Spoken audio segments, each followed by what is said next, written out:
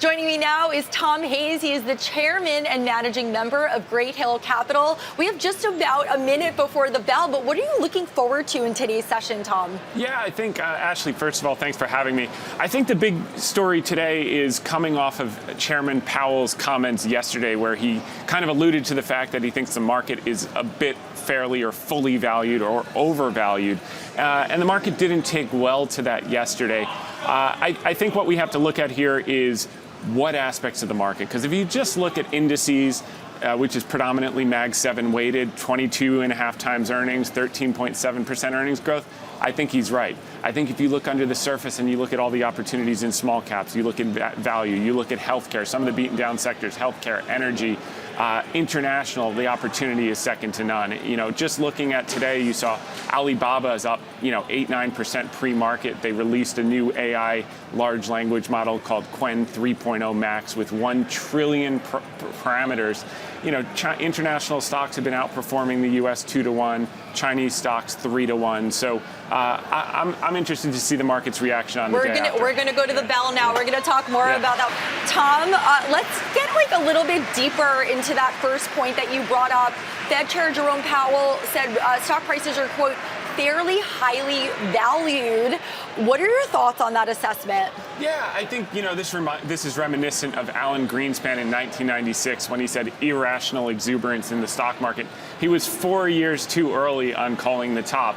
So I think Chairman Powell makes an important point about some of the stocks. So if you look at Mag 7, which is 40% of the weight of the S&P 500, they have decelerated their earnings growth from over 30% last year to about 10 or 15% this quarter, half the earnings growth, but the multiple has stayed elevated at 33 times earnings. So in those pockets where you have decelerating earnings and a very high multiple, a higher than market multiple, I think he's absolutely right.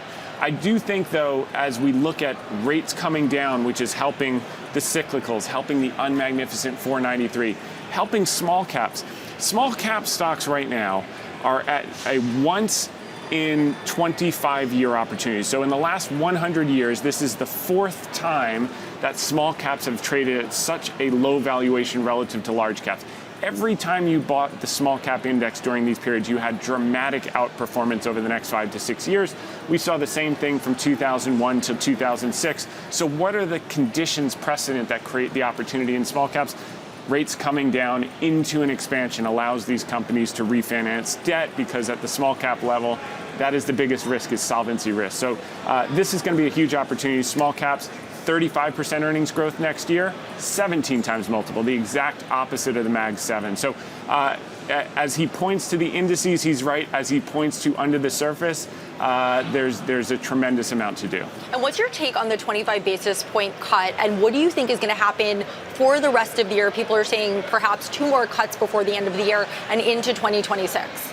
Yeah, I think 25 basis points was too little. He's still 200 basis points too restrictive. The thing about the labor market, which he's now acknowledging, it's like boiling a frog in the pot. You don't feel it until you feel it all at once. Once layoffs start, they tend to cascade very aggressively. So they need to get ahead of it. They need to get these next 2 cuts in. But what we found historically is when they cut 4 or 5, they restart the easing cycle into expansion with 4 or 5 cuts over a 12-month period. On average, the market is up 16.1%, S&P up over the next 12 months. So I do think we have conditions precedent. I think President Trump might find that too late Powell turns out to be just in time Powell if he gets the 4 to 5 cuts in, and it's going to reaccelerate the economy quickly.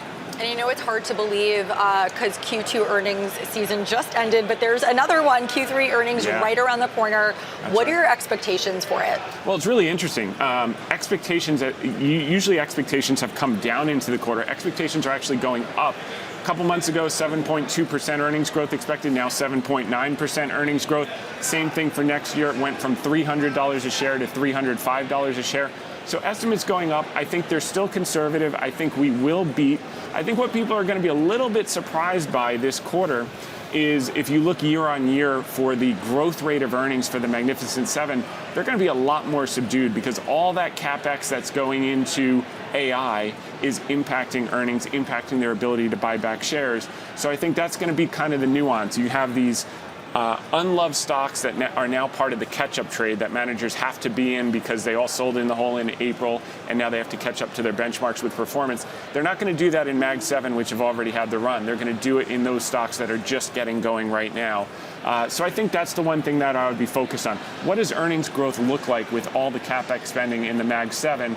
How does that affect the indices, and where are the opportunities going forward? Meaning those plays that will benefit from AI, not be the ones making all the investments in AI and compressing their margins. And I know you touched on small caps, and it seems like every expert that we have coming in is now talking about small caps. The Russell just hit a record. Do you think they're being overlooked?